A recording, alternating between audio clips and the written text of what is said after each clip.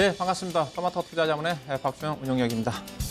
자, 벌써 한 주를 좀 마감을 했고, 이번 주부터 또 5월달 주시장이 좀 시작이 좀 됐어요. 이번 주는 수요일 날이 수요일 날이 근로자 날이었기 때문에 좀 빨리 지나간 것 같습니다. 다음 주도 이제 월요일 날이 어린이날 대체 휴일이어가지고 좀 빨리 좀 지나갈 것 같은데, 하여튼 뭐 시간은 좀 빨리 지나가는데 주식시장은 상당히 답답한 흐름이 전개되고 있는 것 같습니다. 시장은 답답하지만은 요즘 뭐 종목적으로 잘 접근하게 되게 되면 나쁘지 않은 시장이에요. 특히 시장이 답답한 흐름이니까 시장이 거의 뭐 제자리 걸음입니다.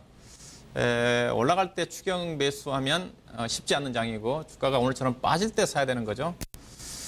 지난주에도 이 시간대가 지수 저점이었습니다. 자, 지난주 이 시간 점검해 드리면서 지수 걱정하지 마시라 그랬어요. 다음 주 반등 나올 거라고. 2160 아래로 안 내려갈 거라고. 근데 다음 주, 이번 주죠? 월요일 날부터 바로 반등이 나왔어요. 아마 다음 주도 그런 패턴으로 진행이 좀 될 겁니다. 시장은 제자리 걸음인데 종목 중심의 장이 펼쳐져요. 지난주 제가 이 시간에 이제 점검해 드리면서, 감심 종목으로 제가 언급해드렸던 5종목을 제가 점검해 봤는데 주가 많이 올랐어요. 대표적으로 DB하이텍, 그렇죠? 14,700원에서 17,000원까지 15% 떴고요. 서진 시스템 21,500원대 제가 공략하라 그랬었는데 25,700원까지 그 20% 떴어요. 이런 또 종목 장세가 전개되는 시장입니다. 대안에 웃는 흐름 자체도 나쁘지 않았고. 하여튼 오늘 하루도 저와 함께 한 30분 동안 한 주를 점검하고 또 다음 주 시장의 투자 전략을 고민하는 시간으로 가져보시기 바라겠고요. 오늘 또 좀 마지막에 다음 주 관심을 가져볼 만한 종목 한 4종목 정도를 추려해 보도록 하겠습니다. 자, 먼저 시장 주간 단위 시장 좀 점검해 보도록 하겠습니다. 자, 이번 주 코스피 지수 저점이 지난주 금요일 날의 저점이었어요. 지난주 금요일 날의 지수가 2179로 끝났고, 2179로 끝나고, 오늘이 2196으로 끝났으니까, 0.8% 안 좋은 것 같지만은 오늘 흐름이 안 좋아서 그렇지 0.8% 그래도 올랐어요. 올랐다는 거죠. 즉, 지난주에 주가가 빠질 때 사셨었으면 그래도 지수로 오늘 흐름이 안 좋았지만 상승했다는 거죠.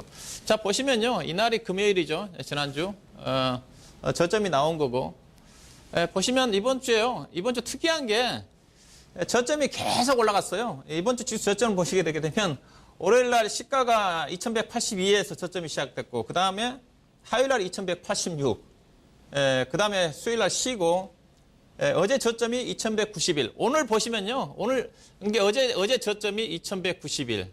오늘은 정확히 어제보다 더 위인 2192포인트에서 오늘 지수 저점이 나왔다는 겁니다. 즉 저점이 계속 올라가고 있다. 우리나라 시장의 특징입니다. 지지부진하지만은 지수는 계속 올라가요. 저점은 계속 상향 조정입니다.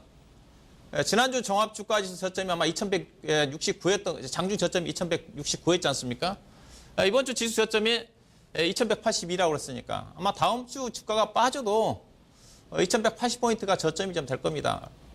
그래서 이런 흐름이니까 여러분 생각해 보시면 주가가 빠질 때 주가 내동비에서 팔고 또 올라갈 때 따라서 하면 안 되는 쪽이에요. 오히려 빠질 때 오늘처럼 오늘도 장중에 20포인트 빠졌지 않습니까? 빠질 때 사야 되는 거고 올라갈 때는 가급적 추경 매수하시면 안 돼요. 현재 시장 자체가 답답한 그런 흐름이니까. 자, 코스닥 시장도 마찬가지입니다. 코스닥 시장은 상당히 좋았어요. 보시면 코스닥 시장의 봉차통 코스피와 다른 모습이죠. 자, 코스닥 시장은 지금 4일 연속 오늘 이번 주 내내 양봉입니다. 이번 주 내내 양봉이죠. 코스닥 시장도 마찬가지입니다. 지난주 금요일 날 저점이 741로 끝났고 이번 주 초에 742가 저점, 그 다음에 화요일 날이 746, 그 다음에 어제 저점이 753, 오늘 저점은 758, 종가는 761. 오늘 거의 변동성이 없었어요. 상당히 투자 심리가 안정적이면서 흐름이 전개되고 있다. 이렇게 이제 코스닥 시장이 상대적 강세를 보였던 부분 자체는 이 부분입니다. 지난주 이제 시장을 보시면 돼요. 시장이 거의 변동이 없다고 그랬었는데 지난 주간 단위 글로벌 증시와 코스피와 코스닥 시장의 지수 흐름을 제가 표로 만들어 봤는데 뭐 이번 주에는 글로벌 증시로 따지면 상해 종합주가지수가 월요일 날만 시장이 열리고 지금 쉬고 있죠. 일본 증시도 지금 휴장이 들어가 있기 때문에 글로벌 증시 쪽에 미국 시장 같은 경우는 다우 나스닥 시장이 대체적으로 특히 나스닥 시장이 1.4% 빠졌고요.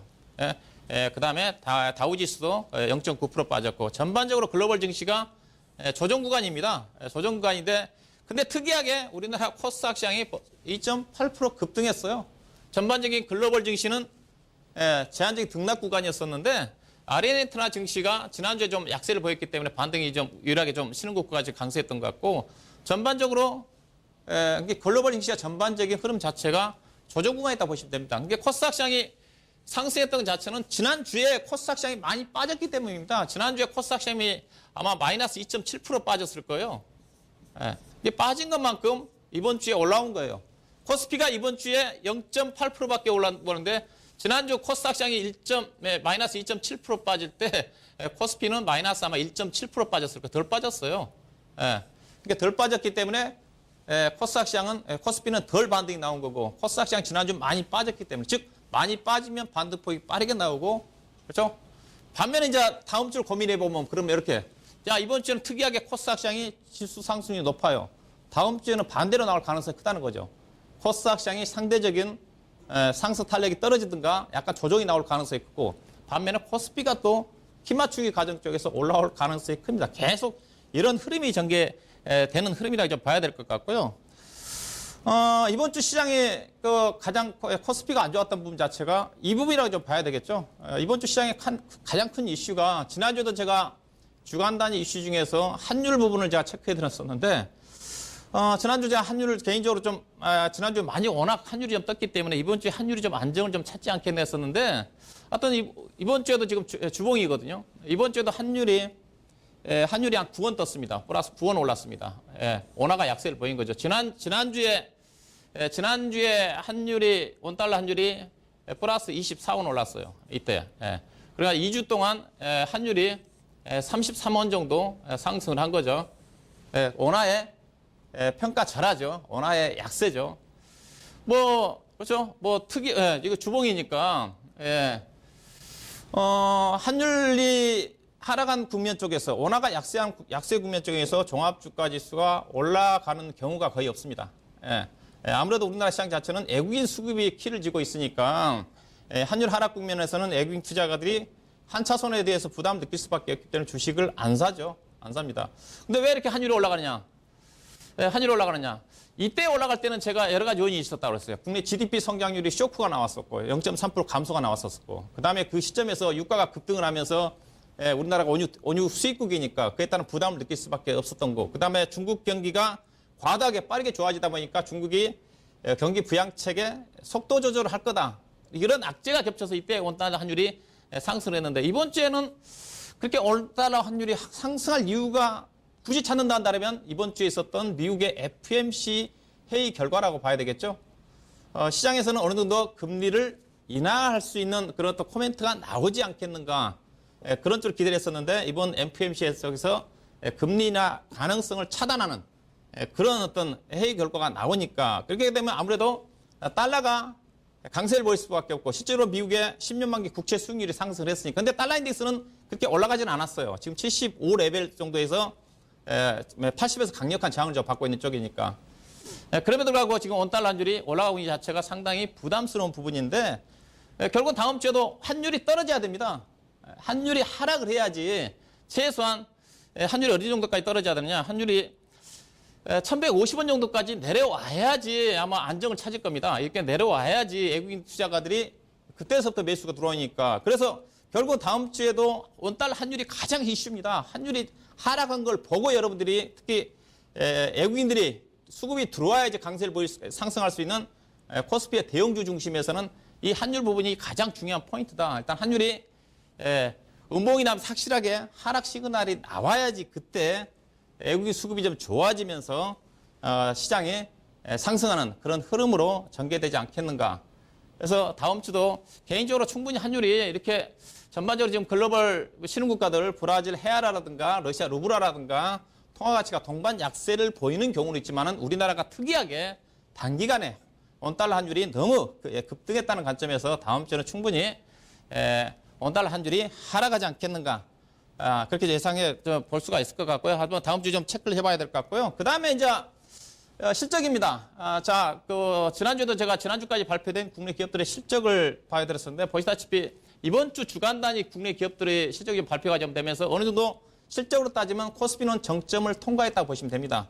뭐 기업으로 따지면 현재 보니까 제가 체크를 해보니까 오늘 장 끝나고 롯데케미칼이라든가 세아베스트라든가 동원 FM가 실적이 발표가 됐는데 가이던스가 존재한 기업들 109개의 기업이 실적이 발표가 됐어요. 109개가 발표가 됐는데 보니까 이 중에서 체크를 해보니까 약 70개 종목이 시장 예상치를 부합 내지는 상회하는 실적이 나온 것 같고요. 나머지 39개 기업이 시장 예상치를 하회하는 실적이 나왔어요. 그리고 전체적으로 프로테지를 뽑아니까 약 현재까지 발표된 기업 중에 64%가 시장의 예상치를 상회 내지는 부합하는 실적이 나온 것 같고요. 그 다음에 금액으로 따지니까 영업이익하고 단기순이익 같은 경우도 시장 예상치를 약간 상회하는 그런 실적이 나왔기 때문에 실적은 나쁘지가 않다. 무난하게 나왔다. 그럼에도 불구하고 주가가 못 간 이유 자체가 실적이 계속적으로 하향 조정된 상태에서 실적이 좋게 나왔기 때문에 시장에서 별로 주목을 못 받았다.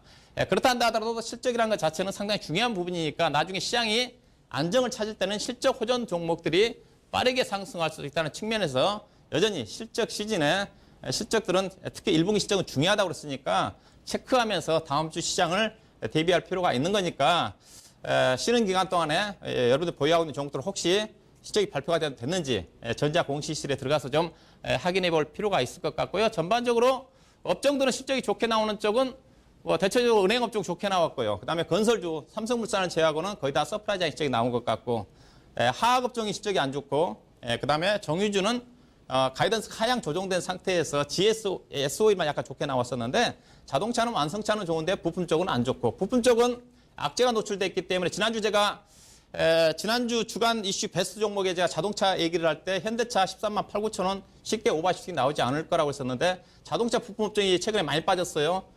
중국발 악재가 노출된 상태이기 때문에 자동차 부품 업종들 리스크 관리가 좀 필요하지 않겠는가. 현대 기아자동차가 중국 쪽에서 자동차 부품 조달을 하는 데에서 중국 업체들까지 부품 업체들까지 포함을 해가지고 이제 경쟁이 붙인다고 그랬기 때문에 아무래도 현재 진출해 있는 국내 자동차 부품 회사들한테는 상당히 부담으로 작용하지 않겠는가. 그렇게 참고하시면 될 것 같고요. 실적은 나쁘지가 않다. 그렇게 좀 보시고요. 그 다음에 이제 수급입니다. 자, 수급을 좀 보시면 이번 주 수급은 외국인 투자가들은 일단은 전체적으로 매수로 좀 돌아섰어요. 지난주 약간 매도가 나왔었는데 그 다음에 기관 투자가들은 오늘 4천억 가까운 매도가 나오면서 매도서 전하면 1692억 매도인데 오늘 이번 주에 코스닥 시장이 강한 이유가 수급에 있다고 봐야 되겠죠. 기관 외국인 투자가들이 쌍끌이 맺습니다. 특히 코스닥 시장은 강세는 기관 수급이 중요하다고 그랬으니까 기관이 이번 주에 지난주에 매도했었는데 매수로 돌아선 것 자체가 상대적인 코스닥 시장의 강세가 나타났던 부분이거든요. 근데 중요한 거는 외국인 투자가가 샀는데 왜 시장이 안 좋았느냐. 여기 다음 폴 보시면 될 것 같습니다. 이 아래를 보시게 되게 되면 이거는 선물이거든요. 선물 매매도 오늘 주가가 빠진 것도 외국인 투자가들이 현물에서는 1,522억을 샀지만은 선물에서 금액으로 환산하면 계약수로는 약 12,400계약을 팔았는데 금액으로 환산하면 무려 8,900억이 매도가 나왔습니다.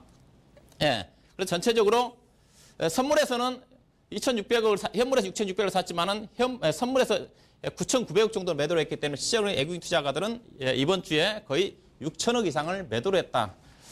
다음 주 목요일이 9일날이 옵션 만기일입니다. 외국인 투자가들이 오늘 매도 규모가 선물에서 많이 매도가 나왔다는 측면에서 다음 주에 옵션 만기일까지 약간 더 변동성도 나올 수 있는 그런 부분도 있는 게 아닌가 좀 봐야 될 것 같고요. 기관 투자가들은 여전히 프로그램 매매에만 의존하는 그런 부분이니까 하여튼 현재 시장 자체가 선물 매매 특히 외국인들이 오늘처럼 선물 매도가 많이 나올 때는 변동성이 큽니다. 이걸 보시면요. 4월 30일 날이 이때 여러분들 기억하실 거예요. 4월 30일 화요일이죠. 이번 주. 이때 코스피 지수가 마이너스 아마 31포인트 빠질 때입니다. 그렇죠? 외국인 투자가들이 선물 매도가 많이 나올 때는 변동성이 커요. 오늘 또 종합주가 지수 20포인트 빠진 것 자체가 현물보다는 선물에서 매도가 많이 나왔기 때문에 빠진 겁니다. 그래서 다음 주에도 현물도 중요하지만 외국인 투자가들의 선물 매매 동향을 체크를 하면서 볼 필요가 있지 않겠는가. 자, 그렇게 좀 말씀 좀 드리고요. 자, 그 다음에 이번 주에 베스트 섹터. 전반적으로 부진했지만은 이번 주에 엄청나게 수익을 많이 줬던 섹터가 5G 관련된 통신 장비 쪽입니다. 자, 오늘까지 보시게 되게 되면 오늘 약간 통신 장비 종목들이 일부 종목들이 약간 조정이 좀 나왔는데 KMW, 대한통신, 광통신이죠. 솔리드, 에이스테크 중심으로 이들 종목들이 평균 20%. 이번 주간 단위 4일밖에 안 되지 않습니까? 4일밖에 안 되는데 불구하고 단기 고수익이 나왔어요. 그렇죠? 뭐 다른 여타 종목들 제가 이제 서진 시스템은 지난주 제가 추천 종목 마지막에 제가 관심용으로 올려드렸던 종목이죠. 하여튼 전반적으로 통신 장비 종목들이 시장의 중심입니다. 제가 이 시간을 계속적으로 다음 주 공략할 업종은 제가 5G 통신 장비 쪽을 계속적으로 얘기하고 있는 쪽인데 그러면 자 주가가 많이 떴는데 통신 장비 쪽을 그러면 다음 주에도 어떻게 봐야 되느냐? 다음 주에도 사셔야 됩니다. 저는 이렇게 보는데 저 보시면 그래서 제가 밸류에이션을 가지고 통신 장비 쪽으로 많이 떴는데 일단 통신 장비 시장 자체는 산업의 동향 자체가 2025년도까지 고성장이에요. 표를 보시게 되게 되면 2025년도 가면 우리나라 5G 시장 자체가 35조 원 정도 글로벌 시장에 전체적으로 따지면 거의 8천억 달러의 시장이 형성될 거라는 전망이니까 올해 2019년도잖아요. 2025년도까지 투자가 진행되면 2023년도까지는 주가가 상승할 가능성이 커요. 그래서 관련 종목들 자 밸류에이션을 좀 보고 주가가 싸냐 비싸냐. 자 시가총액 지금 1위가 KMW가 8천억, RFIC가 7,500억, 서진 시스템이 4천 시가총액 상위도로 제가 표를 받았는데 자 이들 종목들은 올해 실적도 중요하지만 올해 실적으로 따지면 PER 기준에서 가장 낮은 게 11배에서 가장 높은 게 RFIC가 25배입니다. 내년도부터 본격적인 성장이니까 내년도 감안하면 가장 낮은 이노와이러스가 5.7배고요.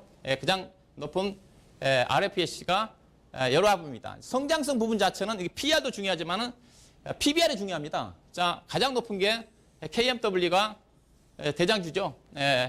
올해와 7배, 5배입니다. 자, 여러분들 바이오 제약주 매매하신 분들, 저는 바이오 제약주는 단기적으로 제가 안 된다고 보고 있는 쪽인데 제약 바이오 종목들이 PBR이 몇 배인지 아십니까? 10배 이상 20배짜리도 많아요. PBR이 사신 분들. 근데 통신 장비 종목들이 평균 PR이 3배 정도밖에 안 된다. 고성장주인데 더 갈 가능성이 상당히 큽니다. 그렇죠? 전기차 관련 종목들도 지금 성장성이 조금 주춤거리고 있습니다. PR이 4배, 5배거든요. 그렇게 본다면 싸다. 그래서 가장 제가 관심 있게 봐야 되는 쪽은 제가 보기 싸 보이는 주식이 여전히 서진 시스템이요. 그렇죠? 서진 시스템. 그리고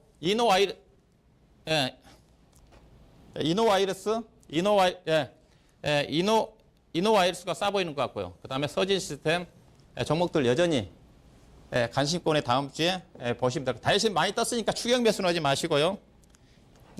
자, 그리고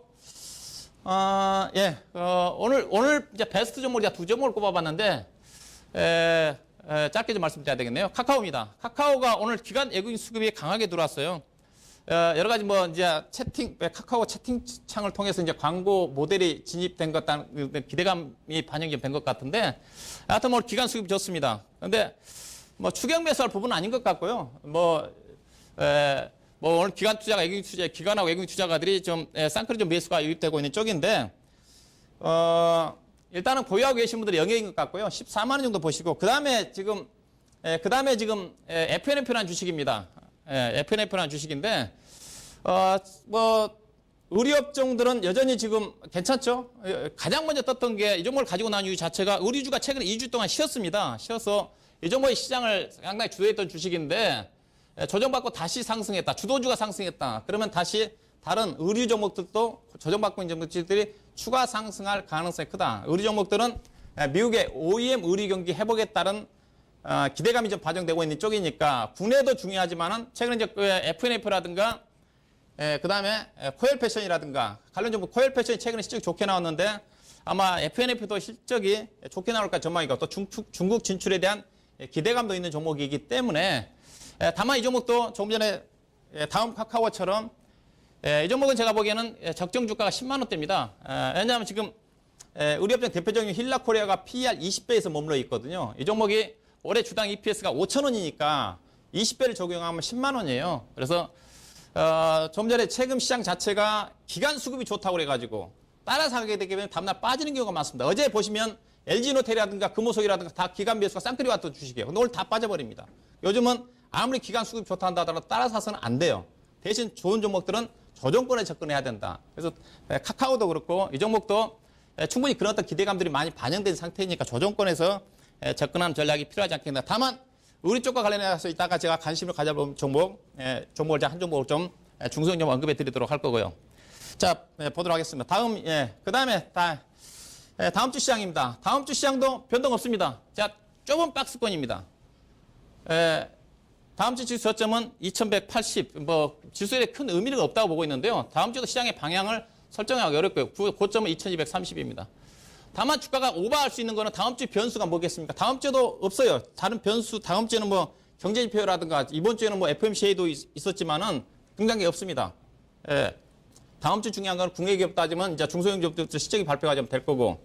그 다음에 이제 현재 시장에서 다음 주 이슈 자체가 조금 전에 이슈는 이제 환율이라고 그랬고, 다음 주에 시장에서는 미국과 중국 간의 무역 협상이 다음 주에 타결되지 않겠는가. 그런 전망도 나와요. 다음 주 말 정도 되면. 만약 그게 타결되면 주가가 2230을 저는 오버할 수 있다고 봅니다. 그렇지 않고서는 그때까지는 안 나온다 한다면 그게 후반이니까 옵션 만기가 있다는 것을 염두에 두셔야 될 것 같고요. 그렇죠? 2180에서 2230이니까 그래서 주가가 빠질 때 오히려 사야 되는 거고 주가가 우리나라 시장 크게 안 빠집니다. 다만 제가 주가가 빠르게 못 간다고 얘기하는 쪽이니까 그런 게 보시고요. 코스닥 시장도 마찬가지로 봐야 되겠죠? 코스닥 시장도 저점이 지금 60일 이동 평균선이요. 코스닥 시장은 748입니다. 748에서 770을 크게 상회하기는 어려울 것 같고요. 그래서 다음 주는 결국은 뭐냐? 다음 주도 결국은 뭐겠습니까? 지수의 상승이 제한적입니다. 종목 중심의 대응을 할 수밖에 없어요. 그렇죠? 업종은 IT. IT 대형주는 상승하기 쉽지 않은 거니까 SK 하이닉스라든가 삼성전자라든가 그렇죠? IT 내에 시스템 반도체, 그 다음에 4차 산업과 관련된, 그 다음에 5G와 관련된 정부 정책 수혜주 그런 또 종목 중심의 이번 주와 비슷한 종목별 차별화가 진행되지 않겠나 좀 봐야 될 것 같고요. 관심 종목은 제가 자르게 좀 말씀드리겠습니다. 이 종목은 송원산업입니다. 송원산업입니다. 자, 기간 애국인 수급이 좋아지고 있고요. 석유화학 업종이 오늘 열대케미칼도 실적이 발표가 됐지만은 실적도 안 좋고요. 2분기도 실적이 안 좋습니다. 왜? 최근에 제품 가격이 안 좋아요. 거의 BEP보다 약간 높은 수준입니다. 그 다음에 미국과 중국 간의 신증설 물량 출해 때문에 그 우려감 때문에 쉽지 않습니다. 근데 송원산업은 왜 좋냐? 미국과 중국의 신증설 물량 출해가 오히려 호재예요. 이 종목은 산화 방지제이기 때문에 물량이 증가하면 예사 주력 제품은 물량이 증가되고 또 최근에 판가가 인상이 좀 되면서 2분기, 3분기로 갈수록 실적이 좋아진다. 그 다음에 두 번째는 DBI텍입니다. 지난주 언급해 드렸던 주식이죠.